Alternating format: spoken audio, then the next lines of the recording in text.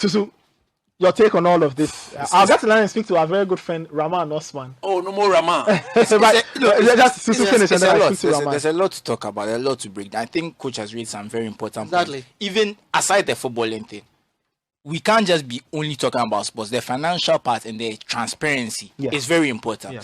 And especially considering everything with Kwesi Nyantakyi. He's in court as we speak right now. This whole thing about Anas having to move his mouth to testify. So we're in court about Kwesi Nyantakyi's behavior.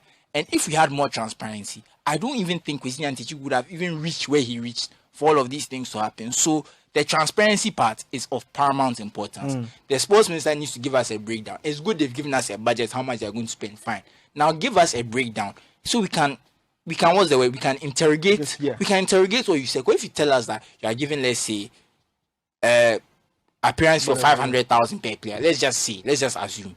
We can ask you like, why have you chosen this amount? Why not this amount? And like coach said, things are bad in the country right now. I don't think Ghanaians want us to see you spending a certain amount of money. You see the exchange rate has created and stuff. We also have to be considerate. As one of my friends told me this, that if the Black Stars wanted to engineer a lot of goodwill, they would reject some of these things. And I told him that, look, while it's the idealistic situation, to be very nice if they did that, they're also professionals. This is their job. They have to get paid to do their job.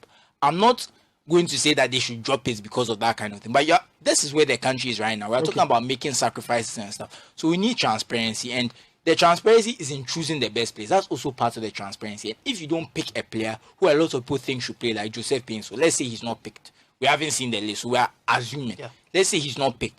We should also be able to ask, why did you not pick Joseph Painso? And we should be able to give us an answer. Even if you just say, I don't like, even if you give us the answer that I don't like the way he plays. That's fair. You've given us an answer, but we not should. Saying anything. But you see, that's the thing. A lot of the times, and that's what I'm saying. This sometimes when you go for these press conferences and the squad has just come out and you ask questions, you say no selection questions. They don't want to get into it. Everybody wants to. They should go and announce it. So you get what I'm saying. Okay. So we hope that there's that transparency. We hope that there's that understanding that we are not. We understand that you are the ones running football, but we also need to. If you answer our questions, it will make us easy for us to try.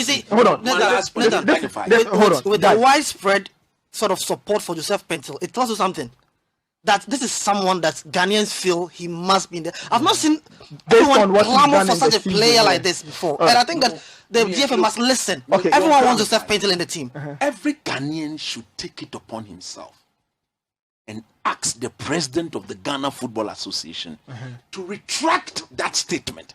That under his leadership, that no coach will come up with the selection without his influence. And Sika Kono has just testified to that. CK.